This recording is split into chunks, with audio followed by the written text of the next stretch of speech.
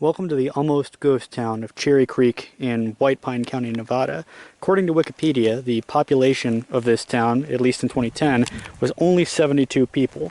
And the story stretches back to the 1850s when the Mormon Battalion opened up a route over to California into some colonies they were trying to establish there. And in fact, if you take a look down, you need to know where to look. But you can see, this might not have been from the pioneer days, but these kind of rust marks on rocks indicate that wagon carts were going over them fairly regularly. So around the 1860s there was a Pony Express station here, and in 1863 soldiers based near here discovered more gold and silver, and they opened up a bunch of mines. And these mines kind of boomed by the 1870s, and then there was a second boom in the early 1880s, but eventually it kind of fizzled out, and there's still prospectors here. There's still people trying to make a living off of gold, but it kind of dried up back in 1940 up to the 1950s. And I love the history of these boom towns because apparently in the 1880s, at its height, the very early 1880s, this town boasted a population of about 8,000 people, and 6,000 of them were transient workers. In fact, it had 20 saloons in town, and this is just one of them that's left. And there's still a couple of buildings left from the original time that this would have been kind of a boom community. And also you can imagine that this totally really interrupted the Native American way of life, because Egan's station on the Pony Express just down a little bit to the east of here, down this road, that would have been a Shoshone village, and they kind of bulldozed it and built Cherry Creek as a community. And if we pan over here, we can see some more of those little mining huts.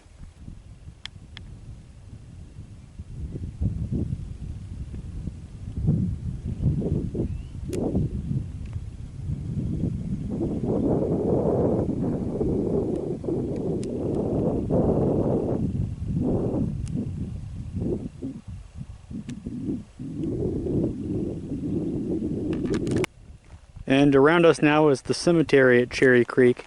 A lot of these graves are unmarked, like the several right there at our feet.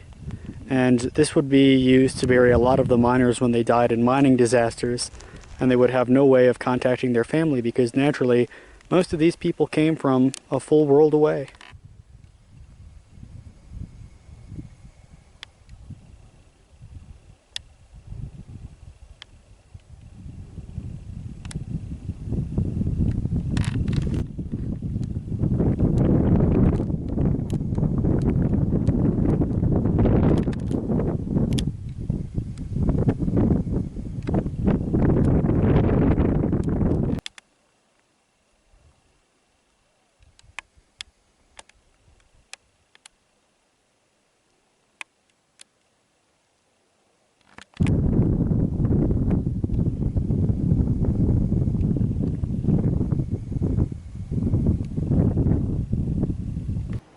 Because the cemetery I was hoping to see the graves of cavalrymen killed in the Indian Wars wasn't marked on Google Earth, I wasn't actually about to go down this canyon, but kind of on a whim I decided to.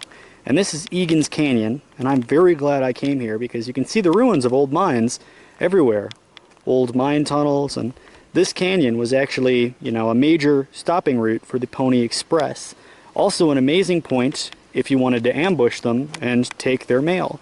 And at the same time, it was used for Fort Pierce and was a pretty critical spot both for the mining boom and for the Indian Wars.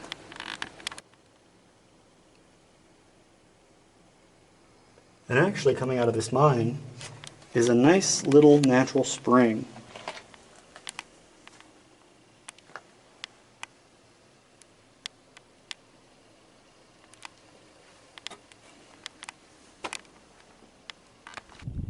This is on one of those little country roads that's so remote that Google Maps says it doesn't even exist, but I'm glad I continued down the trail to find this old mine cemetery, and apparently a cemetery for cavalry officers and Pony Express riders just outside of Eagan Canyon.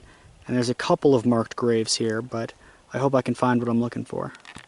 Somewhere on this plot of land, the Fort Pierce Cemetery, is John Soames Lowe, who died in late 1873. He was apparently working on the mines just north of town, and local soldiers from Fort Pierce found him passed out of a heat stroke on the side of the road. He's apparently one of the only marked graves in this cemetery, although I wasn't able to find it. And oddly enough, he intermarried to the Hawaiian royal family. So the only man identified in the Eagan Canyon Cemetery is John Lowe. In fact, when this museum was dedicated, they did it in Hawaiian fashion because his grandfather was the king of Hawaii. Kamehameha. Yeah.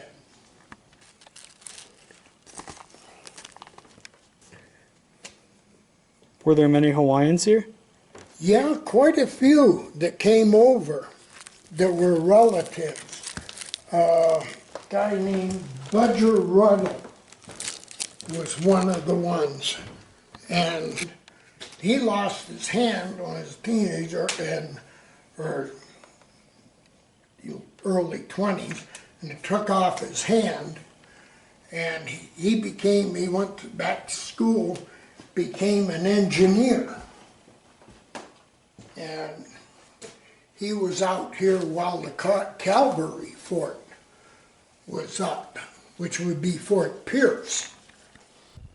It's also said that there's 4 cavalrymen buried here. I don't know their names, and I don't know if anybody ever bothered to write them down, but they were apparently killed in a skirmish with Native Americans in 1864, part of the ongoing Indian Wars at the time. Private John Conley was also a casualty of the Indian Wars.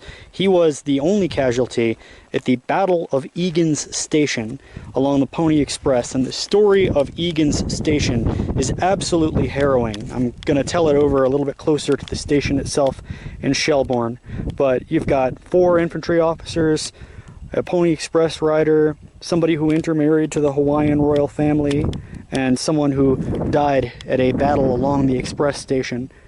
A really fascinating slice of Western culture, and it's not even on Google Maps.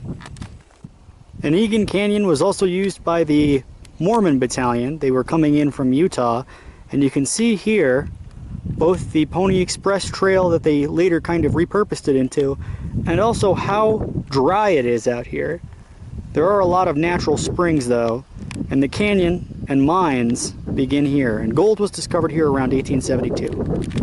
And these buildings date from the very start of this town as a boomtown, because although minerals were discovered here in the 1860s, you can see this schoolhouse, one of the oldest one-room structures in Nevada, was built in 1872, right as the town was kind of chartered and set up as a mining community.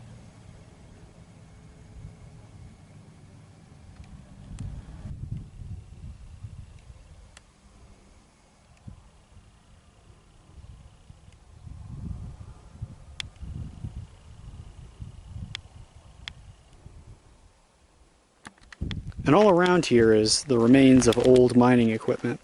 I'm going to have to see if I can't get a tour of the museum. I actually have a farmer that I'm supposed to be meeting elsewhere in White Pine County, but I think I have enough time.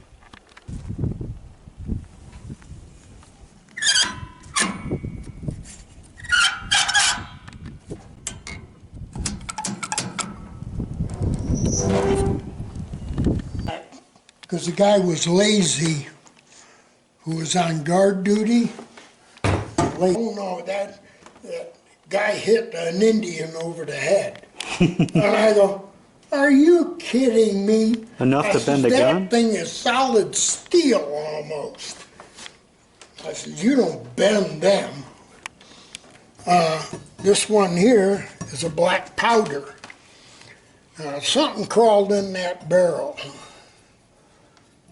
And because black powder. This guy here crashed in 1957 just south of town in what locals call Airplane Canyon.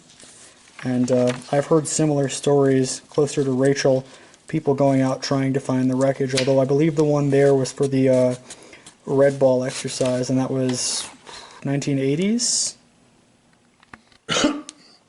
We're trying to pinpoint it. And that, because I got a guy coming out, he called me about it.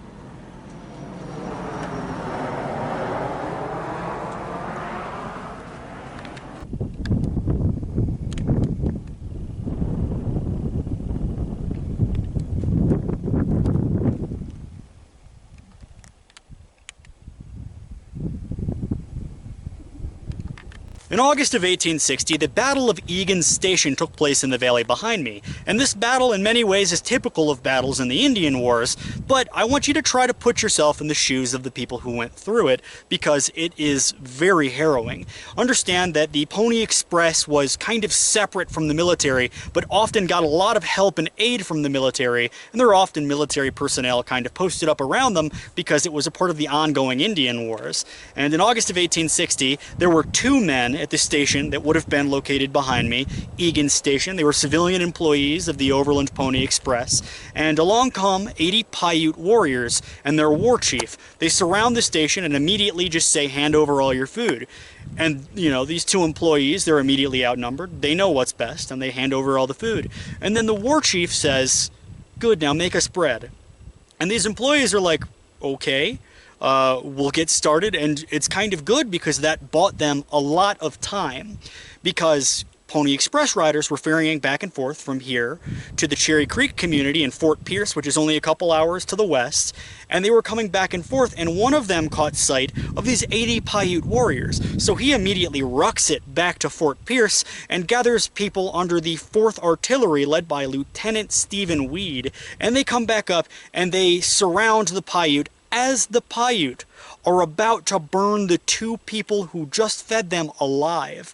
And a small battle ensues. About 3 Paiute, it's estimated, died, and many were wounded, and one of the artillerymen dies, and he is buried at the north edge of Eagan Canyon. And it's very interesting because I believe that he's a descendant of the Hawaiian royal family, which is why the museum in Cherry Creek was dedicated in a Hawaiian fashion, and descendants of King Kamehameha actually attended the ceremony in the early 1990s.